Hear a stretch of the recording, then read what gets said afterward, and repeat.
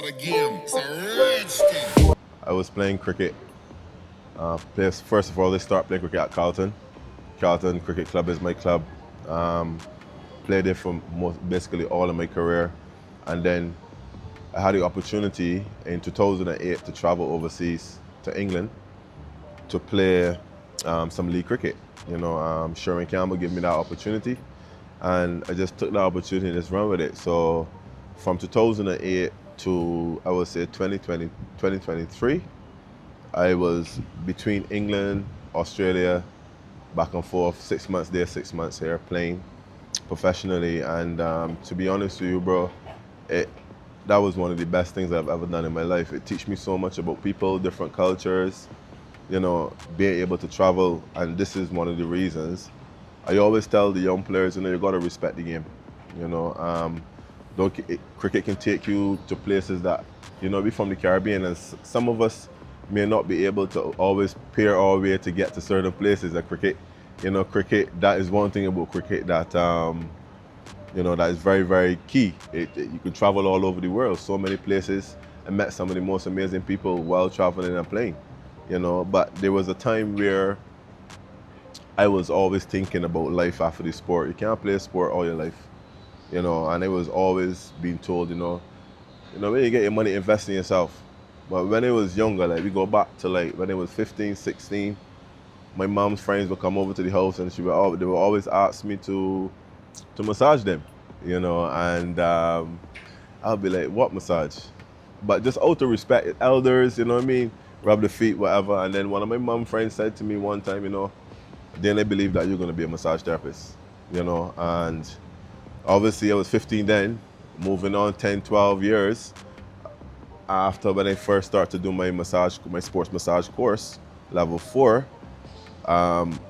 she was one of the first people that I contacted, and I said to her, guess what I'm doing now? And she was like, a massage therapist, right? And I was like, yeah.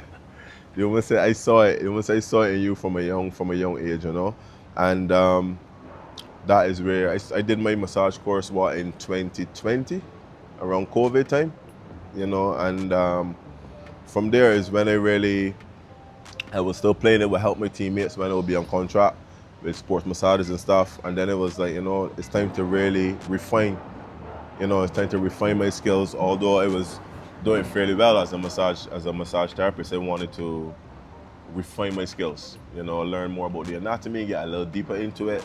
And I went to the London School of Massage, and that is where it really kicked off for me.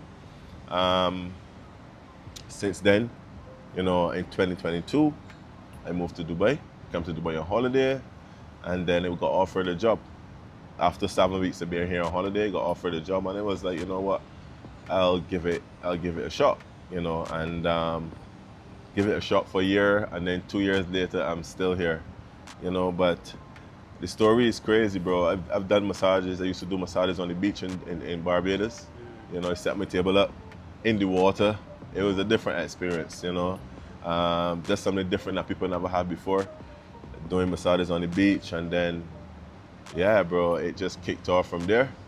Start my own small little brand, and yeah, it was an amazing journey. And when I looking back at where it was to where I am now, like, all I could do is be grateful for the opportunities that I've been handed, and I just took them and run with them.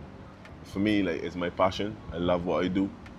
I really, really enjoy it, and helping people just to move a little bit easier. We're talking about normal people now, because working in Dubai, I work for a company called DSB Sports Massage, and we deal with a lot of high net worth clients, and we also deal with a lot of normal people, average people, office people and stuff who sit at the desk for long hours.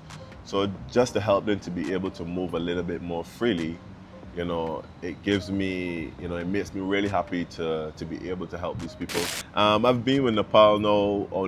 I started this series, this current Unity Cup versus the West Indies. Yeah, my homeland.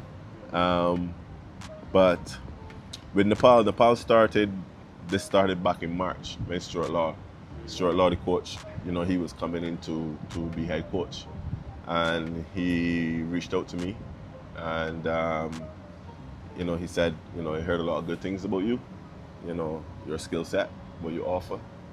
And that was backed up by some reviews from some testimonials from some other people he would have contacted.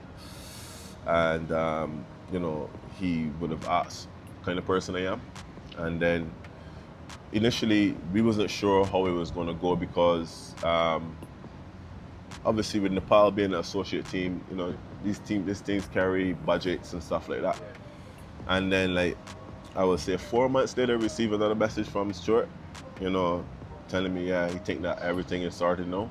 He's just waiting to confirm.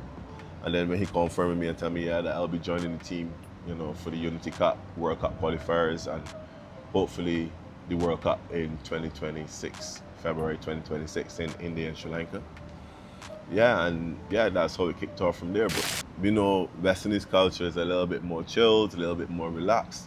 And working with Nepal for the first time, seeing these cricketers, you know, they're a neighboring country to India. So I would expect that the DNA spread over to that side as well. But no, these guys are amazing guys. First of all, they're amazing human beings. And there are some really, really, really talented cricketers in that squad. What I would say to my fellow countrymen and countrywomen, you know, like moving to another place is always a risk. There's always a risk involved, but where there's no risk, there's no reward. You know, you move and you will adapt. We as Caribbean people, we adapt very quickly. Once you give me some place long enough, we will adapt. You know, I'm not saying it's easy, but there's so much opportunity out there. You know, you can always go back home. Dubai is a place that have endless opportunities. Not only Dubai, you know, some people might not like Dubai because Dubai might be too hot, you know, but there's so much opportunity over here, bro. You know, it's endless. There's no ceiling. There's no ceiling of how high or how far you can go. You know, give yourself a chance, you know. But what I would really say is that if you're gonna move from Barbados, move with intention. You know, you're coming someplace. The worst thing to ever do, bro, is to leave your country, go overseas and work, and go back home with nothing. You always gotta come back home better than you left. And that would be my advice to people who planning to leave Barbados or wanting to leave Barbados but don't know how they're gonna do it or don't know why they're gonna do it. You know, they just want a better life for themselves. You know, I wanted better. As I said, Dubai was never on my radar. I came here on vacation, just trying to get ready for the cricket season, had a long cricket season, and I don't know, like, came here and then opportunities started to just fall in my lap. And I said, give it a year, and then 2 years on, it's still here. Still here.